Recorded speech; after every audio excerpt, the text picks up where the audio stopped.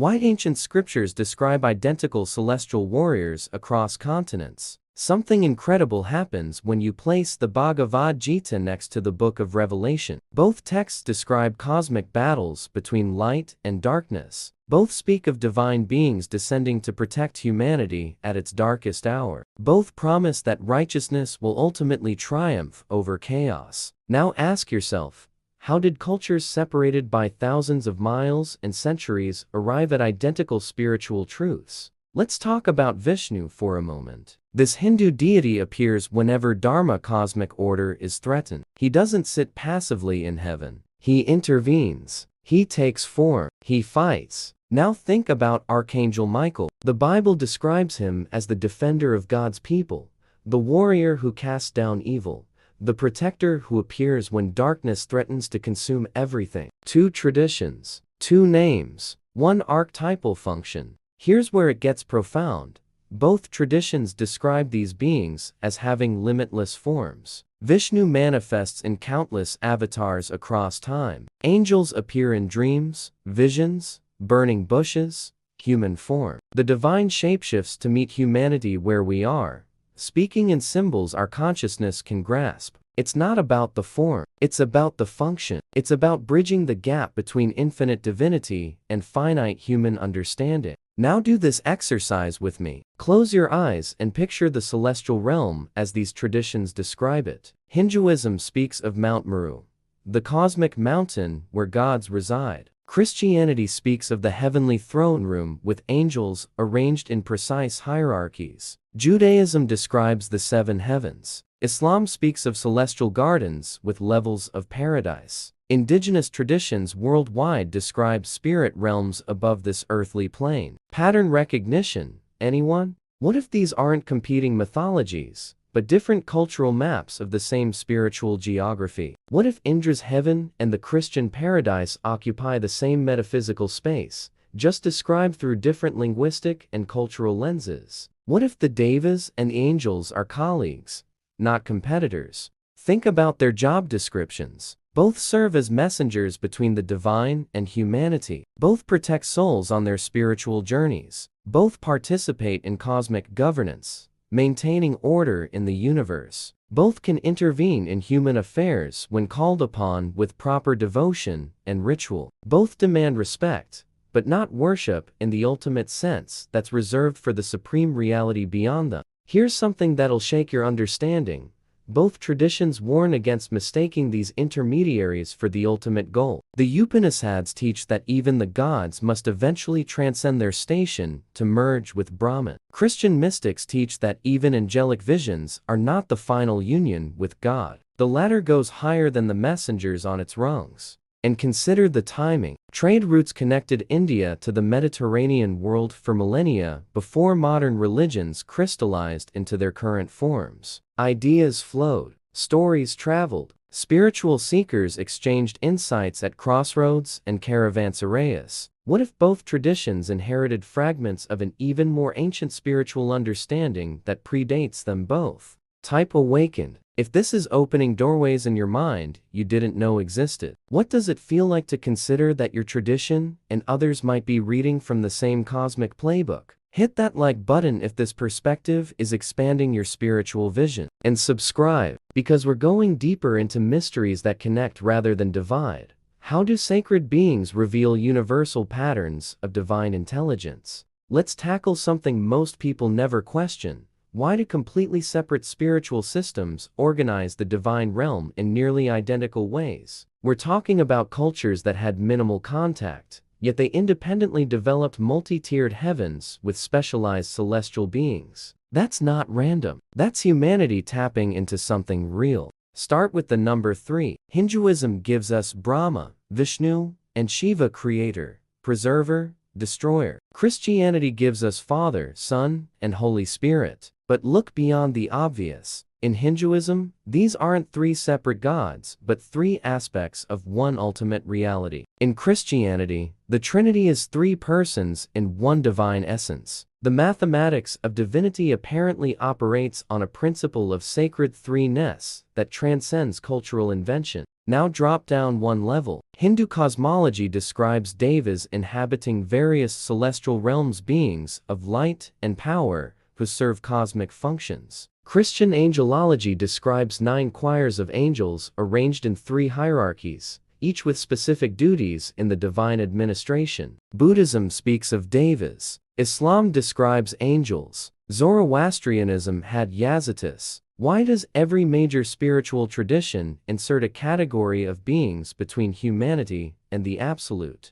Because it reflects something true about how consciousness itself is structured. These aren't fairy tales. They're maps of graduated levels of awareness, power, and proximity to the source. The devas and angels represent states of being we can potentially access through spiritual evolution. They're not just out there, they're also in here, as possibilities of consciousness. Watch what happens when we examine the rebel narratives. Hindu scriptures tell of asuras, beings who once had divine status, but chose pride and power over harmony. The Christian Bible tells of Lucifer and his angels who fell through pride and rebellion. Greek mythology has the Titans overthrown by the Olympians. Persian tradition describes the battle between Ahura Mazda and Angra Mainyu. Every tradition has this story of a primordial split, a falling away from unity into opposition. This isn't coincidence. This is the human psyche recognizing a fundamental truth about free will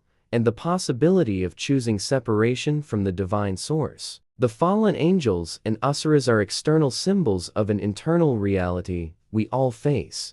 The choice between ego and surrender, between self-will and divine will. Here's where it gets practical. Hindus invoke specific devas for specific needs. You call on Ganesh to remove obstacles. You petition Lakshmi for abundance. Christians pray to specific saints and angels. You ask Saint Anthony to find lost things. You petition Archangel Raphael for healing. The mechanism is identical. Specialized intermediaries who can intercede in particular aspects of earthly existence. But both systems agree on something crucial. These beings are helpers, not destinations. The Hindu ultimately seeks moksha, liberation beyond even the realms of the gods. The Christian ultimately seeks theosis, union with God beyond even angelic realms. The devas and angels are the training wheels, not the bicycle itself. Think about the cosmological structures. Hinduism describes lokas, worlds stacked vertically, each with different densities of matter and consciousness. Christianity inherited from Judaism a model of layered heavens. Mystics across traditions describe astral planes, mental planes, causal planes. They're all describing a graduated universe where consciousness determines your location more than physical coordinates. Drop layers in the comments if you're starting to see the architecture of reality differently. Which of these parallels surprised you most? Like this video if it's rewiring your understanding of the divine. And don't forget to subscribe.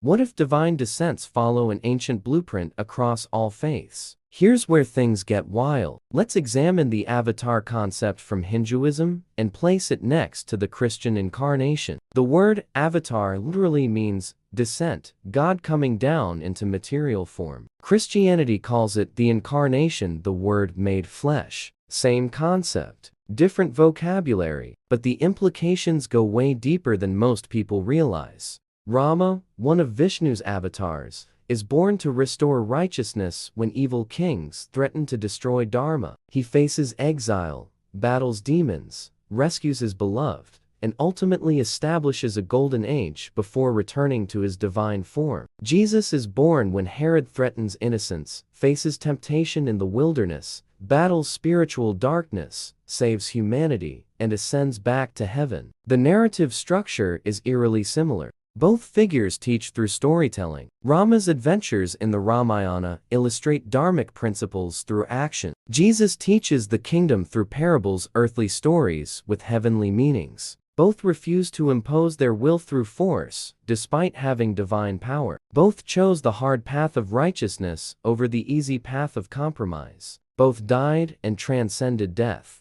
Now, let's talk about Krishna specifically, because this is where it gets undeniable. Krishna is born in a prison, hidden from a murderous king who wants him dead. Jesus is born under Roman occupation, hidden from Herod, who orders the massacre of infants. Krishna grows up performing miraculous acts. Jesus grows up amazing temple teachers and later performing signs and wonders. Krishna delivers the Bhagavad Gita on a battlefield, teaching Arjuna about devotion, duty, and the nature of the soul. Jesus delivers the Sermon on the Mount and countless teachings about love, surrender, and the soul's journey. Both emphasize bhakti devotion as the supreme path. Both say love transcends religious ritual. Both challenge the rigid religious establishment of their time. And the endings. Krishna leaves his physical body through a wound in his foot, his one vulnerable spot. Jesus is pierced on the cross. Both deaths are necessary transitions,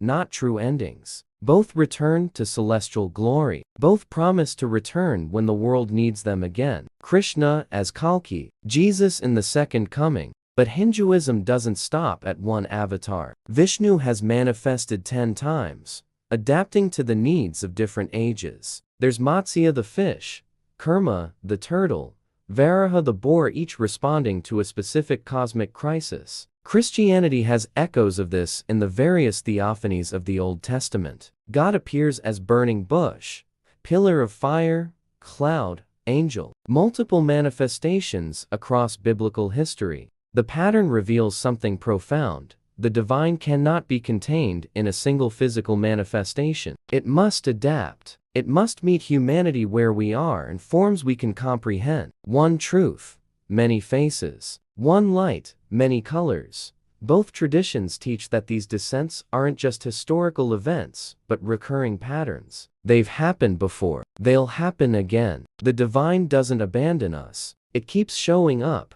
in form after form, age after age, wherever darkness threatens to extinguish the light. Comment descent. If you're seeing these connections for the first time, and it's blowing your mind, how does recognizing these patterns change your relationship to your own faith? Smash that like button if this is transforming your perspective, and subscribe to keep exploring these universal spiritual truths.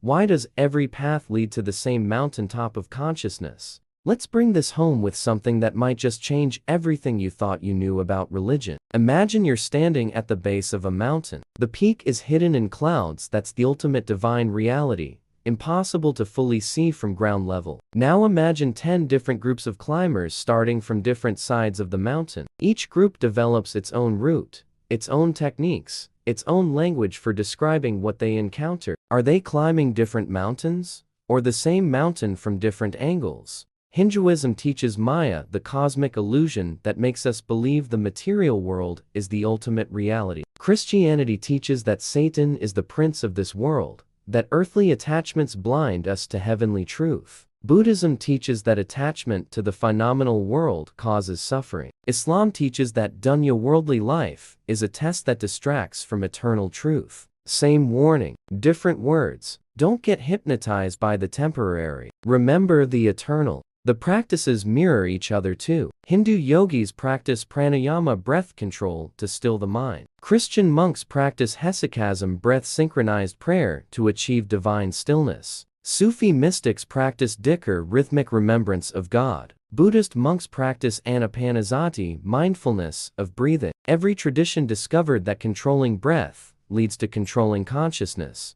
and prayer itself. Hindus practice japa, repeating mantras thousands of times. Catholics pray the rosary, repeating Hail Marys and Our Fathers. Muslims recite Allah's names. Buddhists chant sutras. Orthodox Christians use prayer ropes. The technique is universal. Sacred repetition rewires consciousness, creates pathways to the divine, transforms the practitioner from the inside out. Now, let's talk about mystical experiences, because this is where all traditions converge into identical territory. Hindu saints describe samadhi, consciousness dissolving into Brahman, losing all sense of separate self. Christian mystics describe unio mystica, the soul merging with God in ecstatic union. Sufi poets like Rumi describe fana, annihilation of the ego in the beloved. Buddhist masters describe nirvana, the extinction of the separate self. They're describing the same experience using different metaphors. And those sacred texts everyone claims are unique, The Bhagavad Gita is a conversation about how to live righteously in an imperfect world. The Gospels are teachings about how to enter the kingdom through right living. The Tao Te Ching is a guide to harmonizing with the way. The Quran is instruction on submission to divine will. Every single one is a manual for consciousness transformation, not just a belief system to adopt intellectually. Think about spiritual mentors. The guru in Hinduism guides disciples through their awakening. The priest, pastor, or elder in Christianity shepherds souls toward God. The sheikh in Sufism initiates myriads into deeper mysteries. The Roshi in Zen Buddhism transmits direct understanding. Same function. Someone who's walked further up the mountain, helping those still at lower elevations. Here's the ultimate revelation both traditions share.